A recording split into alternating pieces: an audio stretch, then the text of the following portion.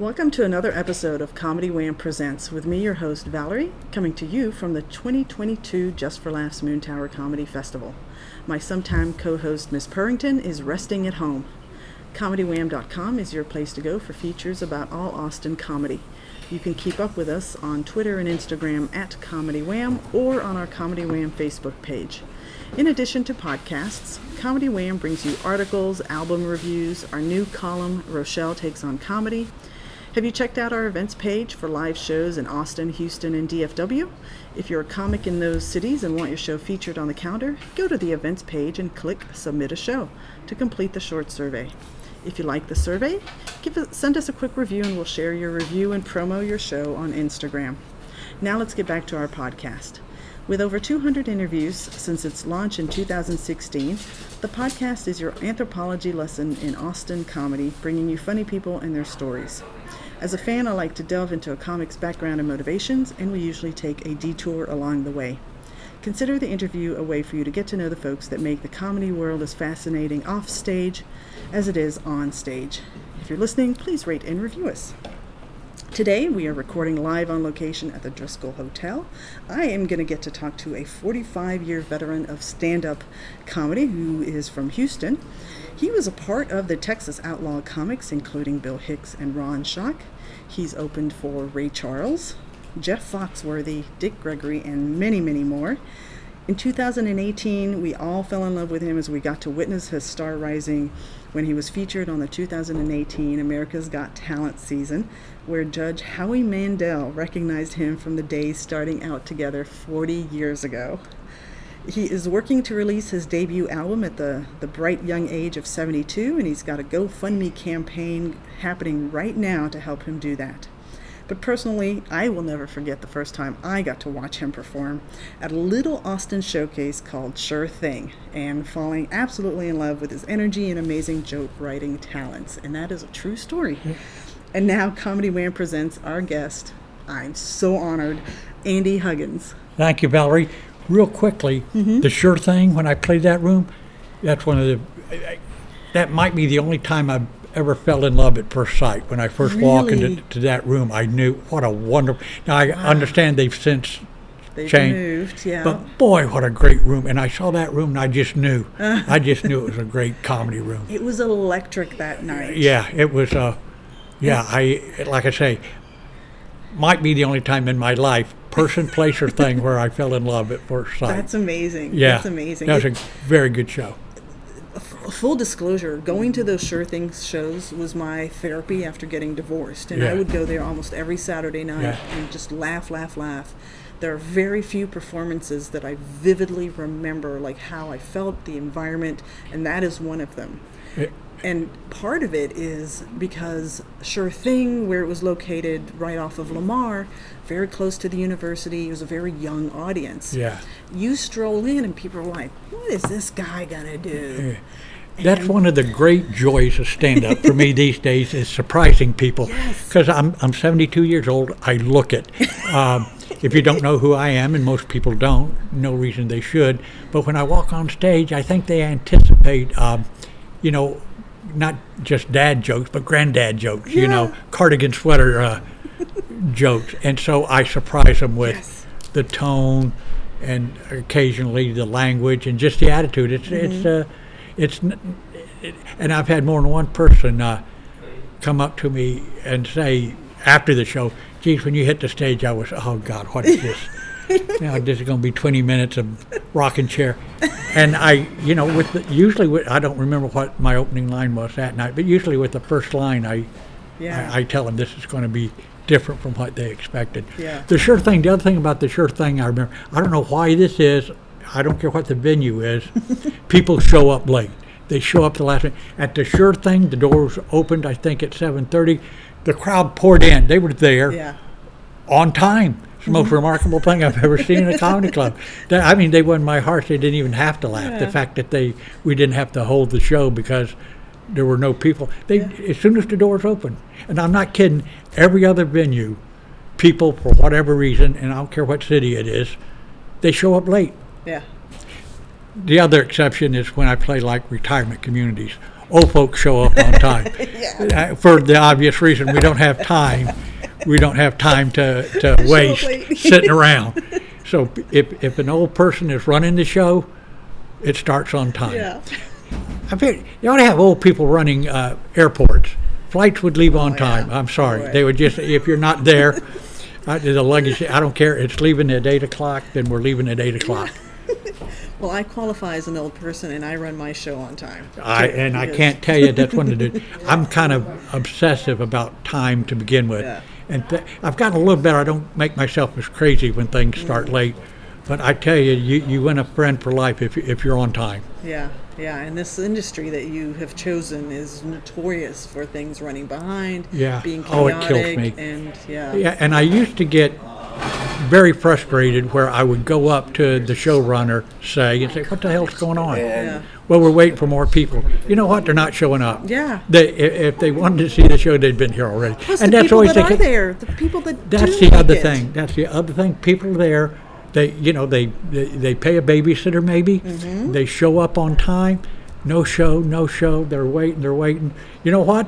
They're not coming back. Mm-hmm. They're not. And who blames them? Yeah. Or if they do come back, they're going to show up late. And then you got to train an audience from the beginning. And one of the rules, you have to let them. Show's going to start whether you're here or not. Yeah. And you know what? People start showing up on time if you stick to that. Lesson I'm guessing number this is one, not lesson wasn't supposed to be one of your topics today. Is time and my old person crankiness. I apologize, folks. No, we are simpatico. It is my old person crankiness too. Yeah. The shows start on time. Luckily, you're here for a festival that is very well run. They did. I did 2 shows last night. They started on time. Yeah. It's very effective Yeah. at that. God Andy, bless 'em. I do have an official icebreaker question, but I'm glad we had that warm up. My official icebreaker question, which is going to be really fun to ask you, because if you imagine that I talk to a lot of young comics, this question not so difficult to answer, but for you it might be. Pick one word to describe your past. My past. Oh gosh.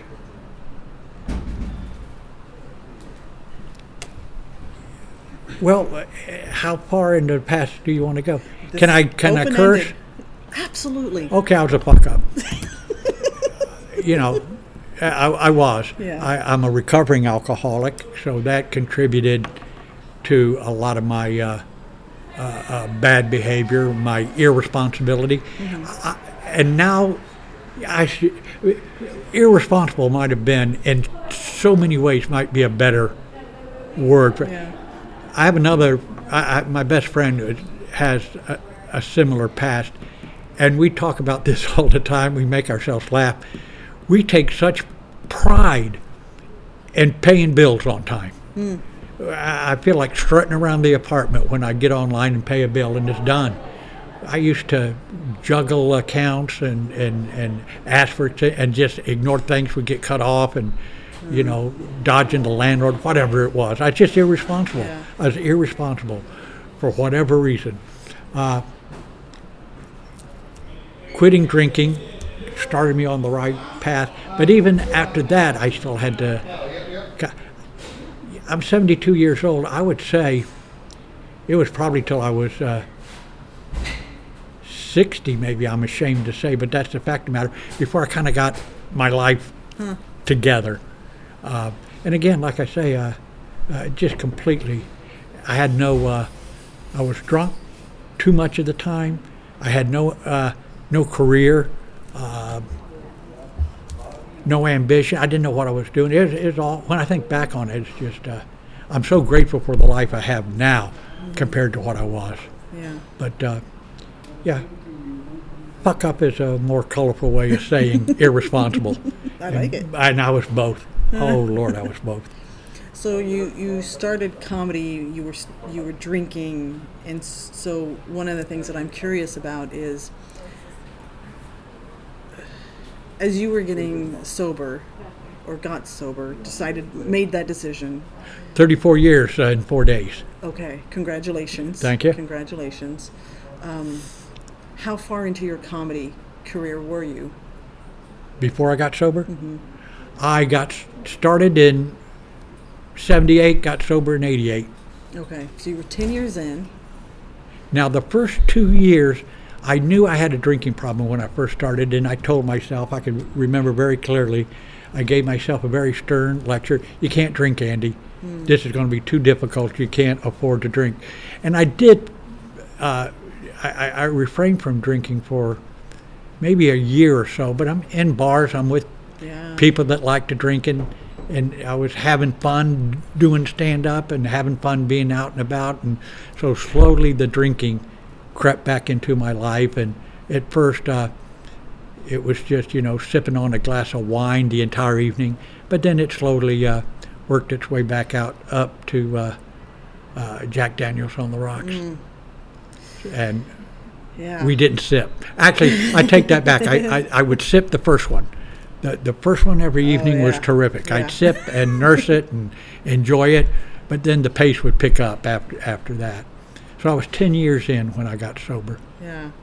Do you feel that you're, I don't necessarily want this to turn into like a preachiness thing, but I don't drink myself, and I feel for the people that fight addiction because it's so pervasive in the comedy culture. Yeah.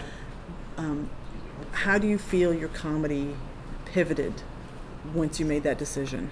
Well, real simple. I got clarity of mind. I was able to think.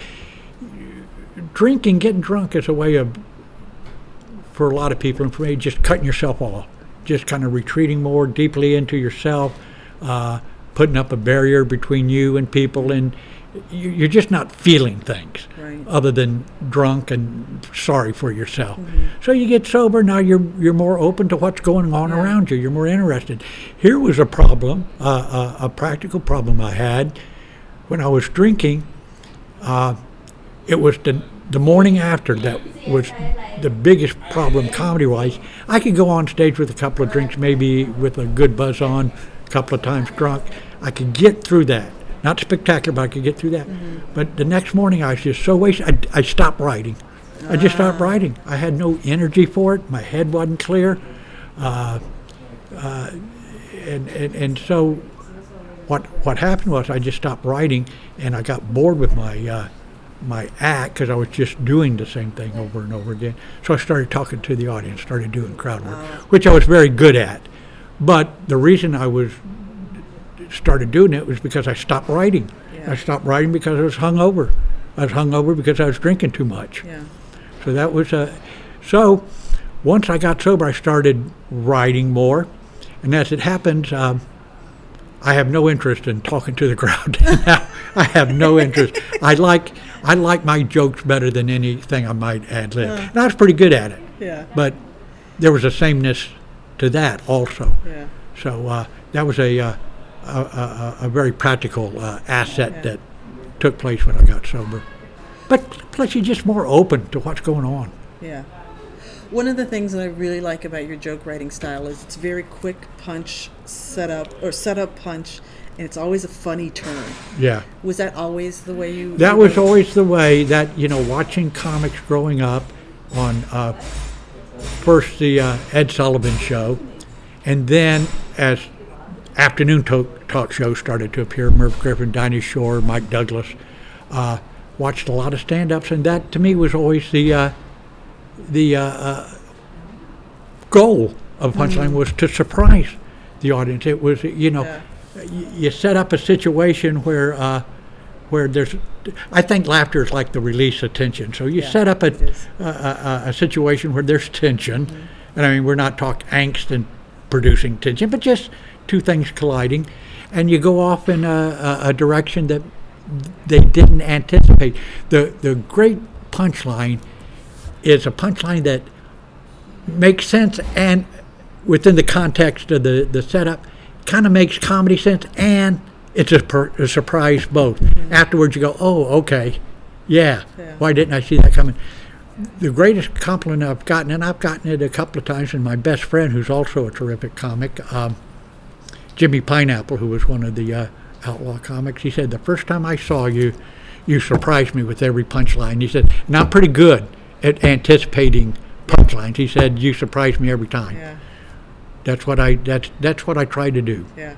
And it's incredible to do it at such a pace and rapid delivery. Like, maybe peppered throughout somebody's set, but you're like, it's set up, punchline. Every once in a while, it's premise, set up, punchline. Yeah. But once you set up the premise, then set up, punchline, Yeah. set up, punchline. Yeah. It's a style I grew up enjoying. It fit my my off-stage, growing up, the kind of comedy I did to make my friends laugh. It was just Yeah. one-liners, and that's what I'm good at. Yeah. That's how my mind works. So you never experimented with telling a story? You experimented No with stories, crowd work, no but- long form. Yeah. Part of the reason, basically because I do one-liners because that's how I think. But that's also what I saw growing up. Yeah. I didn't see long form. I didn't see, Louis C.K. type. They were around, but you didn't do long form on the Ed Sullivan Show. You had 6 minutes, boom, boom, Right. boom, boom, boom. Right. So it was a combination of how my mind works anyway and what I saw. Yeah. Yeah. Do you remember your very first time performing? Not much about it, but I do remember. I was in Charlottesville, Virginia. I'd been talking about doing stand-up for many months, maybe years, and I had a friend, Bill Hatchett, who owned a record store on the same level as of a restaurant lounge. And he said, okay, I'm tired of hearing you talk about it. And he said, I'm tired of hearing you talk about it. You're going to do stand-up on this show where there's a folk singer. You're going to do time between the folk singers' acts. So that's the first time I ever went on stage. So no preparation then? Oh, no, I wrote some jokes for it, Okay. and I had written some jokes. I was sending off jokes to various people with some success, actually, mild success. I don't remember, I'm almost sure, this was the mid-'70s. I'm sure it was mostly topical in nature, the jokes I wrote. I'm sure it was awful. I'm sure it was awful because I sense, I have an interest in politics and in certain social controversies and like, but I just don't write very good jokes. They're heavy-handed. Yeah. So I at some point I decided, well, that's just not what Yeah. I'm good for. Yeah. That's not what I'm good at. But that's probably what I did when I started it that year. Yeah, I guess Nixon had already resigned. But, there's always something going on. Yeah. And I'm sure it was just awful. I'm sure it was. What it does seem like the folk singer finished up his set, said, ladies and gentlemen, we've got a comic's going to come out. And I thought I had 5 minutes. Well, I think I was back in my seat before the folk singer sat down. I just went up there, boom, boom, boom, boom, and the 5 minutes went by. As I'm sure you've noticed with, it's always shorter than you think it is. You think 5 minutes is a piece of cake. Well, particularly if you're doing bad one-liners. I mean, and nobody's laughing. That'll end the set real quick. Yeah. That'll get you done in about 2 minutes. So that's the first time. Yeah. I know earlier you were talking about how you were when you were still drinking and how life has been as a performer since you stopped. Do you remember any highlights of the pre-era? And then, I think just based on easy research, a highlight in the post-era is this America's Got Talent thing. Yeah. But in the drinking era, a highlight, I'll give you a spectacular low light. Oh. I was playing Omaha, I think, sharing a condo with 2 other comics, both nice guys. One I knew was also from Houston. I knew him. Went on stage one Friday night, drunk. I woke up Saturday. I did not remember a single set, word. Did not remember anything about it. And I thought, well, I'm fired. How good could it have been if I don't even remember it? I couldn't tell you how much time I did, what I did. It was a frightening blackout. And so I spent, that was Friday night, I spent all day Saturday knowing the phone was going to ring and I was going to get fired. And they should have fired me. Phone never rang. Went over that night to the club, expecting to be fired. They're going to embarrass me in front of, well, okay, I deserve it. What are you going to do? Didn't say a word to me. The other comics never said a word to me about it. I never had the nerve to ask how it went. And I knew one of the comics I knew very well. He was a buddy from Houston. And I saw him many times subsequent to that night. Didn't have that nerve to ask him what my set was like. And I still don't know. Yeah. That was frightening. Do you think that today that would happen, as far as nobody calling you out on having done that? Oh, yeah, I don't know how I dodged that bullet, but yeah, I don't care. 2022 or 1922, you go on stage drunk to the point to where you don't remember, you're going to get fired. I don't know why the hell I wasn't. Yeah. I don't know why that. How can you not? Yeah. But I wasn't. Not only wasn't, but I got paid. No money was docked from my pay. So that's the most spectacular story I have about the drinking days. Yeah. Yeah.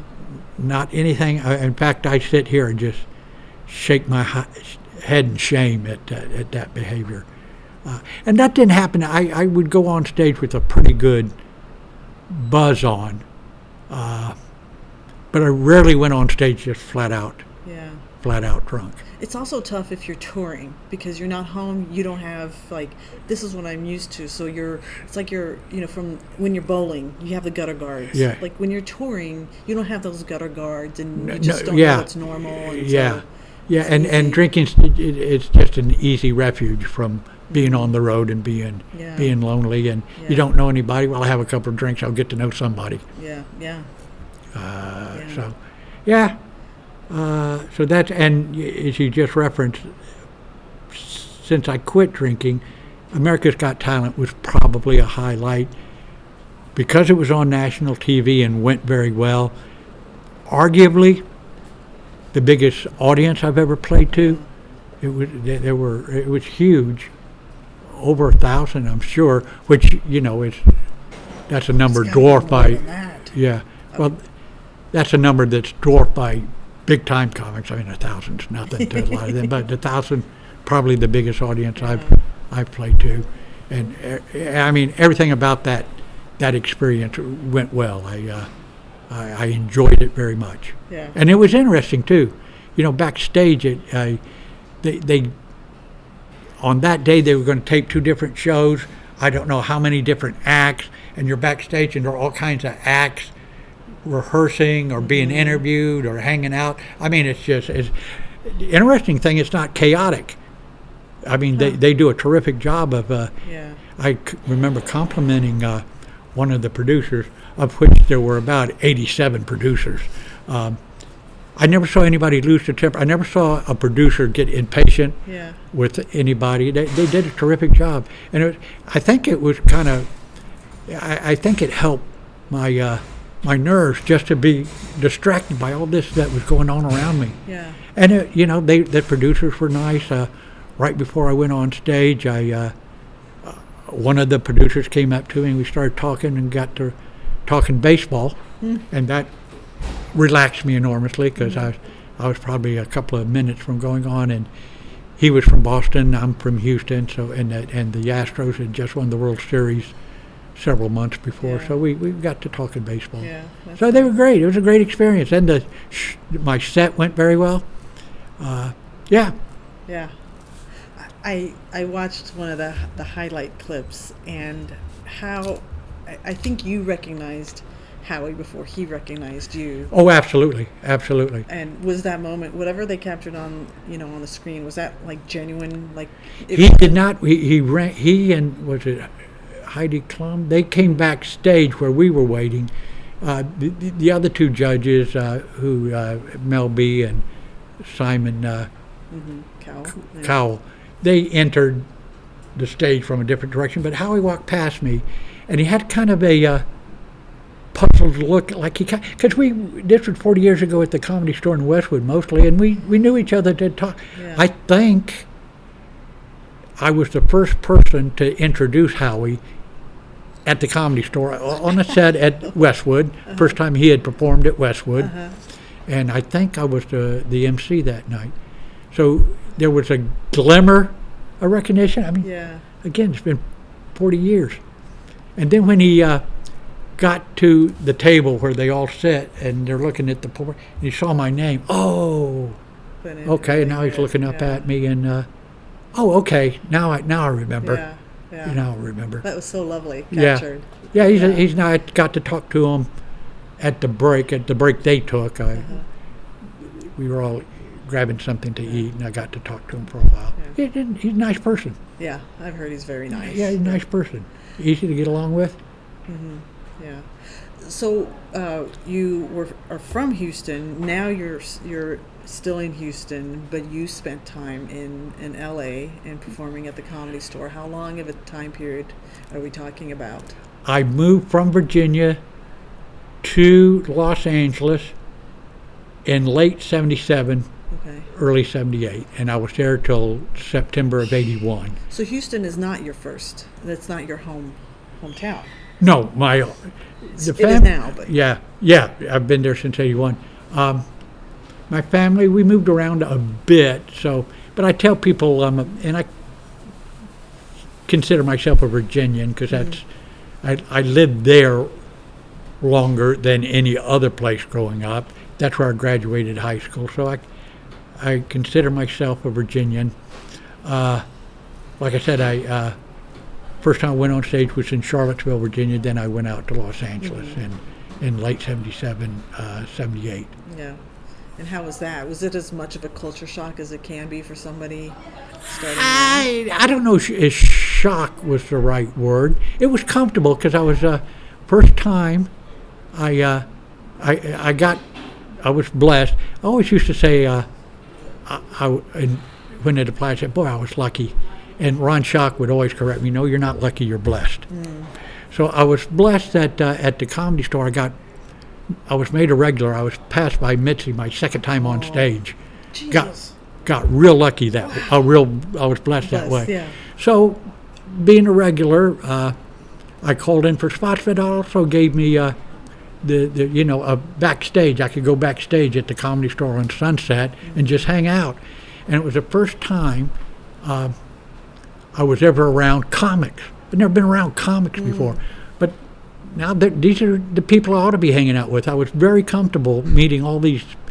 I was real impressed with meeting some of the people I've been watching on TV for several years, like Jay Leno and Richard Lewis and Lane Boosler and Jimmy Walker and David Letterman and George Miller. They were and people starting out. Everybody was very Steve Landisberg from Barney Miller. They were all very friendly, and so you go, "Hey Jay, what's going on? What are you doing?" They were all very solicitous of what you were up to. Yeah. You're going on stage a lot. You're writing a lot. So, but it felt comfortable finally being around my tribe. Yeah. So, it was probably a shock, but I mostly remember relief and comfort. Yeah. Finally, where I'm supposed to be. Yeah. These days, if you're moving to LA and if you get to that paid regular spot at the Comedy Store, that also means you're doing writing for TV shows, you're on TV shows, you're somehow in the public eye in that way. When you became a paid regular, was that the culture? I didn't get any offers as far as that, but some people did. Some people, at one time, both Jay Leno and David Letterman wrote for Jimmy Walker. He liked their act. They supplied him with lines. Yeah. A lot of stand-ups got that job. Jimmy gave a lot of them work. Yeah. And obviously Letterman and Leno, they kind of did. They were on TV for a little bit. Yeah, for a while. God bless them. They finally caught a break. But yeah, people got writing jobs, so that was pretty much the culture. It didn't happen for me. Is it something you wanted, or is it just... Not really. I mean, I ended up writing over the years. Yeah. I've written for shows, not as a paid regular, but submitting lines, and they've been used. I submitted lines to when Jay took over the Tonight Show. I submitted lines that he used on the show. I submitted lines to Robert Wool, who, when I submitted the lines, was writing for Billy Crystal on the Academy Award. So I had a couple of lines done on the Academy Award 30 years ago, almost 30 years ago. So yeah, it's pretty much the culture, same culture as it is today. Was it a different element or a different level of what's the right word to choose? Not love, but I guess boil it down to, how did it feel to hear your joke spoken by somebody else to such a massive audience? I loved it. Yeah, loved it. Yeah. I don't have it on tape, the Tonight Show lines. I do have on tape one of the Academy Award lines. I may have them. I did one the first year I wrote or submitted lines to Wool. Then maybe two the next year, so three altogether. Yeah, it's a huge thrill. You know, you do a line, it gets a laugh, and they cut to, Warren Beatty or whoever it was in the audience laughing at one of your jokes. You thought, okay. That's such a boost. I won the universe tonight. I don't care what anybody says. I'm strutting around my apartment all by myself, real pleased. Real pleased. Yeah, it's a kick. Yeah. It's a kick. Yeah. What brought you to Houston or away from LA? When I was in Los Angeles, I made friends with Bill Hicks, Riley Barber, Jimmy Pineapple. They all came out to Los Angeles. One by one, they all went back to Houston. Stage time was so scarce, and it got frustrating. Yeah. So they moved back to Houston, where they were regulars and worked a lot at the Comedy Workshop. They called me up one day and said, "Andy, there's more stage time for you in Houston." And that's all I needed to hear. Somebody could have called you from, I don't know, Podunk, Arkansas, and you would have gone? If they had the same offer. In Houston in the 80s, there must have been at one time 6-7 full-time comedy clubs in Harris County. Okay. So you got a lot of stage time. But the Comedy Workshop alone gave me more stage time than I was getting at the Comedy Store. I do real well for a while, then Mitzi would ignore me for a while. Do real well for a while, then she ignored me for a while. So it was very frustrating. Yeah. So, and Jimmy, Bill, and Riley and I, we were all great friends, and they painted a real appealing picture of what the comedy community was like in Houston. They were right. It was a lot of fun. Yeah. A lot of fun. One downside to that is the drinking picked up steam when I got to Houston, because we had fun. But yeah, it was just more stage time. Like I say, there was a lot of it. Now, you weren't going to get rich, but bills got paid when you chose to pay them. When you remembered to pay them. Yeah. But yeah, I moved primarily for the stage time. And again, consistent weekly stage time. I didn't have to worry about being on the outs with Mitzi and not working for a month. So, yeah, that's why. That was in 81. And at any point, did you find yourself going back and forth? No, at one point in 91, I moved back to Los Angeles. I swear to God, I'm not lying. I don't remember really why. I do remember I got back out there. I really didn't pursue performing at the Comedy Store. I thought, well, maybe I'll try and hook up with a writing job. I know I did a lot of writing, faxing jokes to Leno. That's how you submitted lines back then.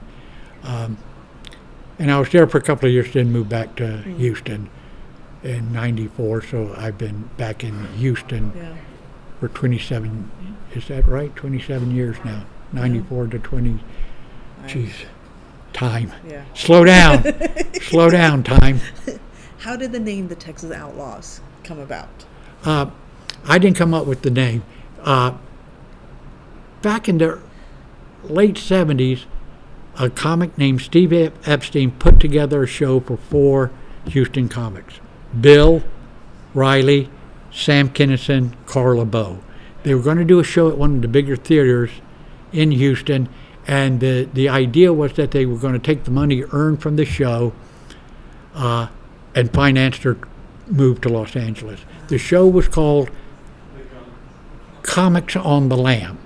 So it had kind of an outlaw feel to it. But then, actually, from what I understand, show didn't make any money. But they went anyway. But then Epi decided to revive the idea in the mid-'80s, and he came up with the name Texas Outlaw Comics. And I was just thinking about our group before you showed up today, and my advice to anybody that wants to start a group, come up with a good name. Yeah. Come up with a good name. I don't know how outlaw we were, but people love that name, Texas Outlaw Comics. It's been, say 15 plus 21, 36 years since the group started. And to be honest with you, we didn't do all that many shows. The core group didn't do all that many shows, but people still talk about it, partly because Bill and Ron Schock were, and they were very popular individually, of course. So people still, but come up with a great name. Because it's perfect. Texas Outlaw Comics. That conjures up an image that, like I say, might have been a little bit false, but as they said in great for marketing. The Man Who Shot Liberty Valance, when legend becomes fact, print the legend. And that's what happened. That's what has happened with us. Yeah. But I guess Epi came up with the name, riffing off the Comics on the Lam idea. We're going to be outlaws. Texas Outlaws. That's a winner. How long did you perform? You said you didn't have that many shows. Not that many. Throughout the, I bet as a group, we probably stopped doing shows in the late 80s. I don't remember specifically. Nobody, maybe I just ought to let the legend stay intact. Okay, so we did shows. We killed, we were outlaws. There's probably some warrants still out for us. Imagine some chaps. We went into witness protection for a couple of years, some of us. Which explains the lack of progress in my career. But yeah, I tell you what, however many shows we did, they were fun. Yeah. Steve Epstein, Bill Hicks, Ron Schock, Riley Barber, Jimmy Pineapple, John Pernetti, and myself. It's a fun group. Yeah. Funny people, all. The show would always conclude with Bill doing his Elvis impression, which was hysterical. Fun. Yeah. It was fun. Yeah. I've heard a lot of Bill, and it seems like a massive legend, Oh, yeah. Died when he died. Yeah.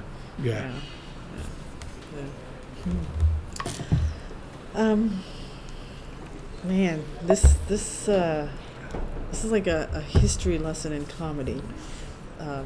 I wish I was a blackout drunk. Otherwise, I'd have more stories for you. But it's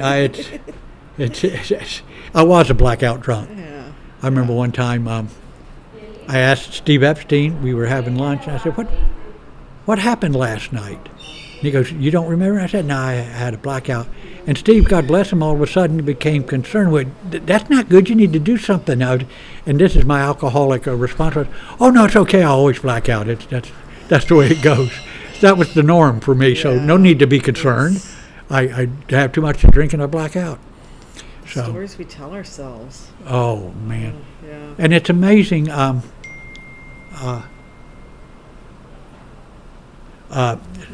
Message from my sister. I was wondering how my Kickstarter fund was doing. I can't get at it. Oh. Yeah, I have a Kickstarter. When will this air? We are trying to get it out before the deadline. Oh, the deadline is May 2nd. Well, okay, I have a Kickstarter fund that is going to finance the filming of my act this summer. We want to have the best crew, the best equipment, the best venue, and we need some money to do that, so we have a Kickstarter. If this gets out before the deadline of May 2nd, and you feel like contributing, just go to Kickstarter and type in my name. Yeah. But I had a ding. I should have ignored it, but my sister, I can't get it Kickstarter from my phone for some reason. My sister was just telling me where it stands. Yeah. We're about $6,000 short. So Well, with your, I mean, I know it's tough when you're performing at a festival. You can't just slyly drop in, hey, I'm doing a... yeah, I do have some cards here that I had printed up that after a show, Yeah. well, right before, at the end of my set, I always say, hey, look, Kickstarter, blah, blah, blah. If you want to access it, I have these cards that you The click. little scan, It the has a QR QR code. Yeah, code yeah, on the yeah. on the back, and that way. But you know what? The festival somehow it just seems crass to It's sell tough to pull off, merchandise, yeah. and to do that. Yeah. This is what I have. Very good. So I haven't, I had two very good sets last night, but I just couldn't Yeah.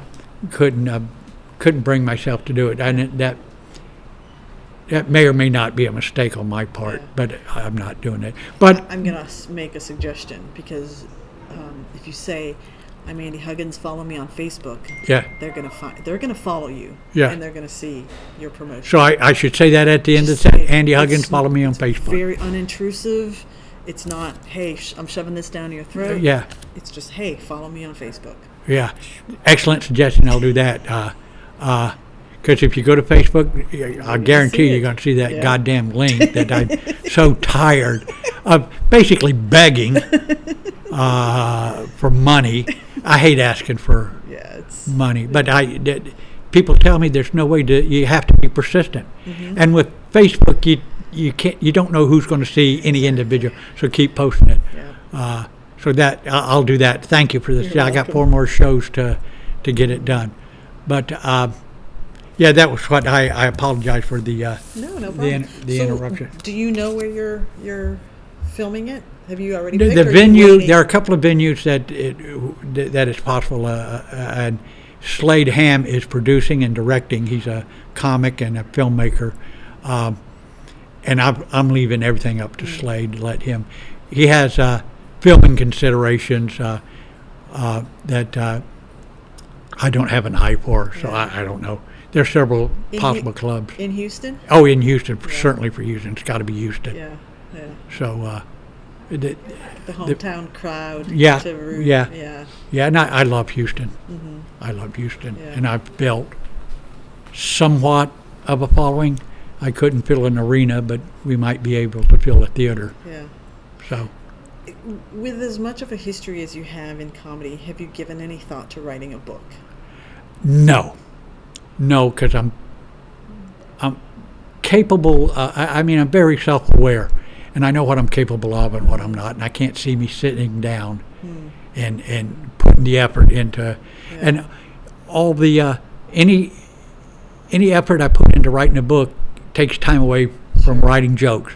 And to me, my life, it's all about the act and the jokes in the act. Yeah. So if I'm gonna get out my legal pad and ballpoint pen, which is how I write, I can't write on a keyboard.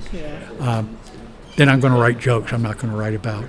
I'm more than willing to contribute what I know to people writing books or podcasts or whatever. But I don't want to sit down and I don't want to, and I wouldn't be any good at it. And it has been suggested. I'll I tell a bet, story or yeah. two, and people say, "When are you going to write the book?" Not happening. Sorry. And for those, you're not missing anything. I'm not depriving the world of great prose. Well, we know that one night in Omaha. Yeah. We're never going to know the story. Yeah. I ought to put out write the book just and hope somebody who was there reads it. Maybe somebody, the way the internet works these days, you never can tell who's going to hear this podcast. Yeah. It gets heard and shared and shared. Next thing you know, somebody, he sounds familiar. I remember that night. They're basically off that little ramp. If you're one of those people, keep it to yourself, or at least don't tell me. I say I don't know. I don't want to know. Yeah. It can't be good. There's no way it's good. No way anything goofy happened. That charming, goofy behavior. No way that happened.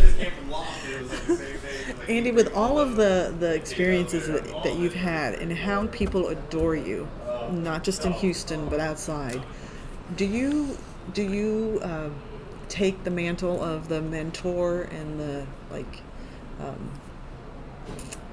a leader in the scene and share your wisdom with younger comics? I'm more than willing. I have a standing offer to comics in Houston. Buy me breakfast and I'll talk comedy all morning. We'll find a restaurant that serves breakfast all day. Buy me breakfast. I'll answer any questions you may have. I'll talk about because I'll talk comedy all day and all night. I love it. Yeah. And so it's a joy to me if somebody wants to do it. It's not like I feel like I have a duty to share what I know. It's or an obligation to share what I know. Yeah. I enjoy sharing what I know. Yeah. And I don't think what I know, what I can share, ought to be written in stone. These are just opinions that I have, and there are 10 other opinions that contradict mine that just is legitimate. So it's not like I feel like I'm on Mount Olympus throwing down pearls of wisdom. But, they're thoughts that somebody that's been doing comedy for a while and is good at it has. So, but it's just talking comedy. I'd do that all day, all night. Yeah. Do you ever see comics making mistakes that you've made, and ever tap them on the shoulder and say, every once in a while. Yeah, every once in a while. Yeah. For instance, I was working a gig with a comic who was fairly new, done a lot of one-nighters in bars. Well, now we're working together, and it's a legitimate comedy show in a room. And he's emceeing, and he did his set, and after he came off, I told him, look, you're not in a bar anymore. You don't have to shout. You don't have to shout. You don't have to attack the audience. In bars, sometimes you have to attack because there's some people there maybe that didn't even know there was going to be a... So you have to get their attention. You have to hold it. So, and you can ease up maybe on the F-bombs, which I happen to think fuck's a great word. I think it's a great comedy word, but you don't need it every third word. Yeah. So I told I'll do something like that. The one thing everybody gets told, and everybody who's been in the business longer than 2 years will tell somebody, move the mic stand. Everybody who's ever done stand-up, the first time, they take the mic out of the stand and they just leave the stand. Yeah. So that's something everybody gets told by everybody besides myself. But sometimes, I tell people, if the audience isn't laughing, sometimes, like I mentioned earlier, you might think of yourself as a great political satirist, or you might think of yourself as a great impressionist. The audience doesn't laugh. Stop doing it. Yeah. Listen to the audience. The audience will tell you everything you need to know. Mm-hmm. And again, I will pontificate on comedy, and I can tell you, for instance, why this joke will never work. And if the audience laughs, fuck me. Yeah. The audience knows more than I do. Yeah. And that's who you should listen to. Yeah. But if somebody's making some or egregious error, I'll tell them. But there are a lot of comics, veteran comics will do the same in Houston. I mean, it's a very generous. It's a great scene. Yeah, and it has been since the late 70s. Yeah. And there's always, that encompasses maybe 3 or 4 different generations of comics. Groups show up. Mm-hmm. I tend to think of comedy generations as being like 10 years or so. Yeah. And there are probably about 4 generations of comics. Yeah. And there's always been a strong core veteran group that will pass along what they know. It's not that it isn't competitive, not that it doesn't get nasty, and not that there aren't resentments and grudges. Of course there are. We're comics. Yeah. That goes along with being a comic, is being resentful and carrying a grudge. So you got that going on. Sure. But you got comics are interesting people. They are. That's why I've been doing this. Yeah, we're interesting people, and it's an interesting. What was I talking about? I was talking about it with somebody. Just these two competing, whatever it was. It involved two competing attitudes that are both being. I think maybe we're talking about maybe comedy competitions. You want to be supportive of your friends, but how the hell did he win and I didn't? And so you're competitive with a friend, yet you're going to be supportive of your friend, and you may have a great support group or a great spouse or a great, but essentially you're alone. Right. Essentially you're alone, so you got a lot of different competing attitudes. Comics Yeah, they're are starting very up. self-contradictory. Yes. So you're here for the Moontower Festival, which is an invitation festival. Yeah. Is going to festivals something that you have an appetite for, or you just... They're fun, but they're not my be. I don't submit to too many festivals. Yeah. There's one festival in Houston that's very successful called Come and Take It. That's in May. They've been doing it for about 5 or 6 years. I do that every year. I did the Great American Comedy Festival maybe 5 years ago, doing this festival. And, if Is this your first time at Moontower? first time at Moontower. Better not be the last. I'm hoping it isn't, because thus far I'm having fun. And, it's just, again, it's fun. There's not a lot of pressure, certainly on any one comic. I don't feel any pressure to, I go up. Last night I did 8 minutes at one show, 10 minutes at another. That's no pressure. Yeah.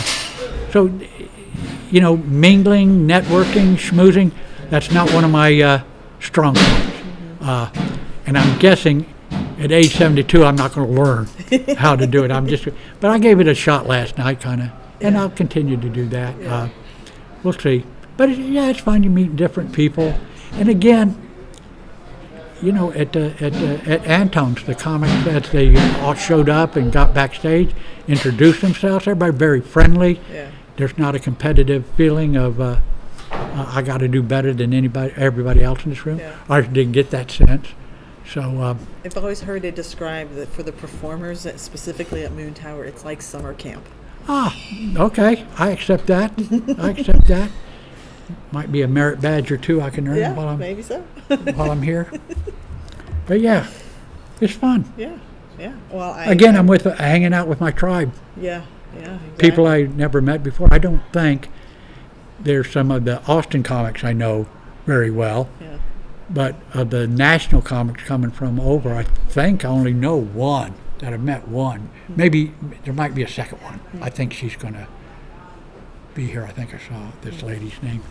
But yeah, so I met a bunch of new people last night. Yeah. Okay. Andy, we are going to start wrapping up, and I'm going to ask you some rapid fire questions. One is pure indulgence and silliness. So I interviewed Zahid Douji last summer. He was part of the secret group. Zahid? Zahid. Yeah, I saw him last night. Yes, yeah, I saw he's him here. last night too. Are you happy that he's getting out of Houston? No, he's good company and a good great. comic. You never want to lose. I mean, we lost him. About 4 or 5 comics moved to New York early this year. All of them very good comics. All of them great company, good guys. We miss them already. We'll miss Saeed. Yeah. But he has a strong connection to the Secret Group, which is a club in Houston, a very good club. So I'm guessing he'll be back often enough to remind us as to why we're glad he left. Oh yeah, that's right. When you're going back to New York. No, he's good company. I enjoy him. And that was pure what? Indulgence. And yeah, I like Side's act. But if somebody's a comic, for me, the fact that you're a comic is enough. I don't have to like your act. I don't have to applaud it. If you're a comic and doing comedy, I'm on your side. Yeah. So that certainly applies to Side. Okay, now I'll go a little more serious. What's your favorite thing about being a performer?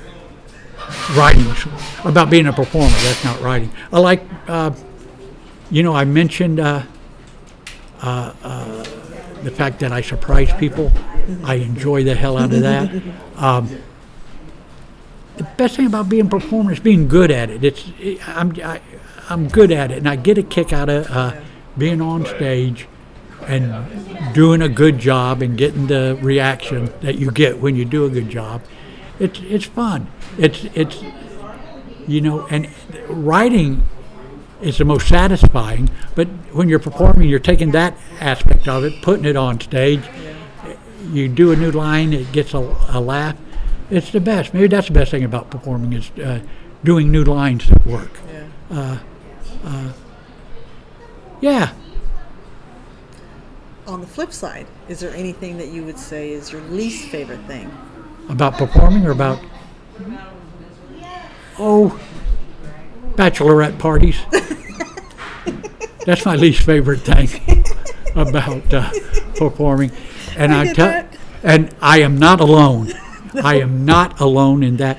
Bachelor parties, if they're at a comedy show, and they want to be a part of the show, they'll attack you while you're on stage. They'll heckle you, they'll yell at you, they'll engage with you.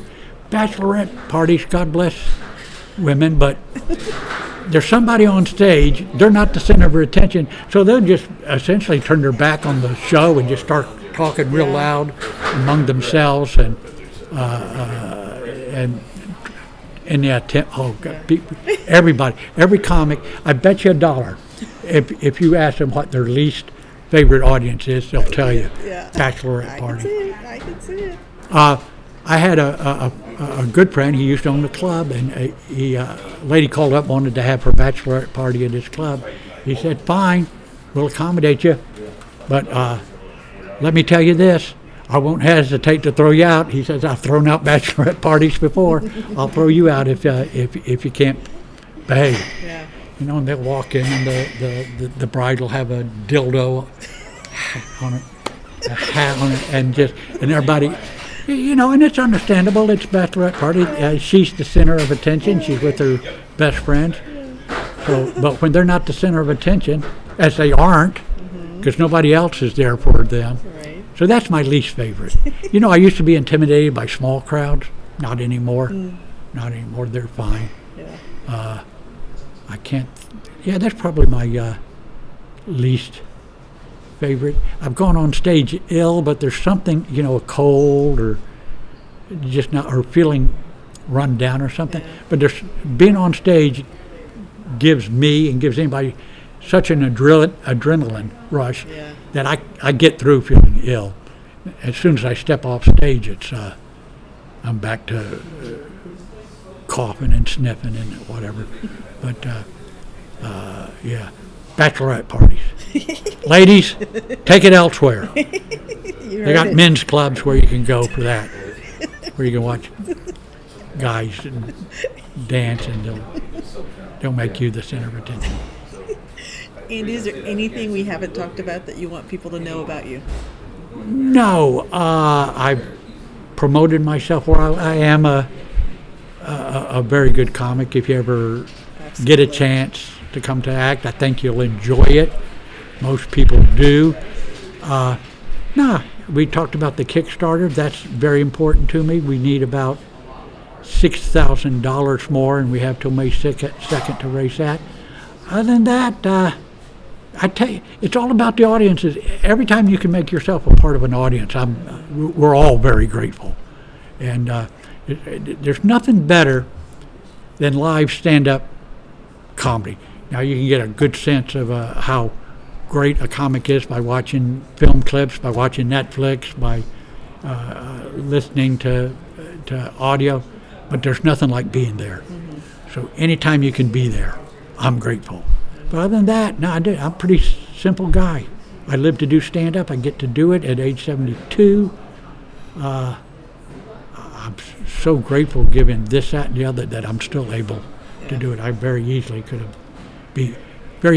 have been homeless under a bridge right now, toothless and ranting about the time I was at the Comedy Store and the other bums looking at me. Oh Christ, not this bullshit again. Every night at this hour, he starts talking about how he used to be a comic, how he's going to get back into it. Could have been me. Could have been you. Yeah. It isn't. Glad. All right. Well, let's close out with my closing question. Sure. One word to describe your future. Strong. Love it. All right. Well, that is a wrap on Comedy Wham Presents Andy Huggins. And why Thank don't you. Very enjoyable. Yes. Well, why don't you tell us where we can find you on social media and that GoFundMe campaign? Yeah, I'm on Facebook. I spend too much time on Facebook, but if you find me on Facebook, send me a friend request. I'll hop on it immediately. Though I'm away from my computer for a couple of days till Sunday.